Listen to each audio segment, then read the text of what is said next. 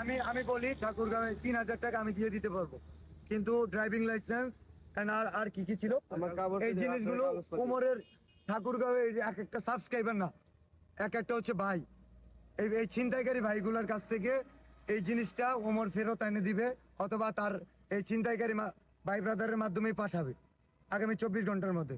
যদি না হয় এই উত্তরবঙ্গে ওমর বয়কট, এন্ড উত্তরবঙ্গে আসলে এই ছিনতাইয়ের জিনিসগুলো গাইবান্ধা থেকে আসছেন, গাইবান্ধার একটা মানুষের জিনিস ঠাকুরগাঁওয়ের একজন ছিনতাই করে ফেলে।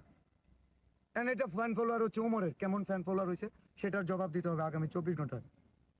এই দেশে ফ্যান ফলোয়ার নিয়ে যা খুশি তাই করা যাবে না তো। আমার ফ্যান ফলোয়ার আমি চিন্তাই করতে পারবো, মানবিক কাজে বাধা দেওয়াতে পারবো। দ্বিতীয় বিষয় হচ্ছে ওরা যদি ওখানে হট্টগোল না করতো, নাম্বার না, হট্টগোল না করলে আর আমরা এটা পৃষ্ঠা নাম্বার না, এটা পৃষ্ঠা নাম্বার না।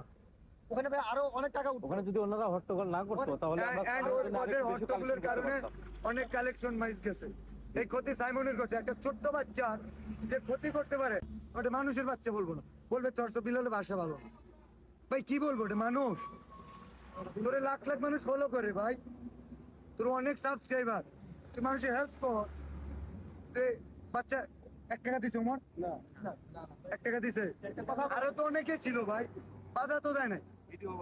কথা বলেন কখন ভাই 5টা দিন আমরা খুললাম। কই জুয়েল ভাই তো বাধা দিল না, নাসা ভাই বাধা দিছে ভাই। আমার খারাপ জিনিস নিয়ে সমালোচনা করতেই পারো, যেটা ভালো লাগে না, ভালো কাজে বাধা দেওয়ার কি।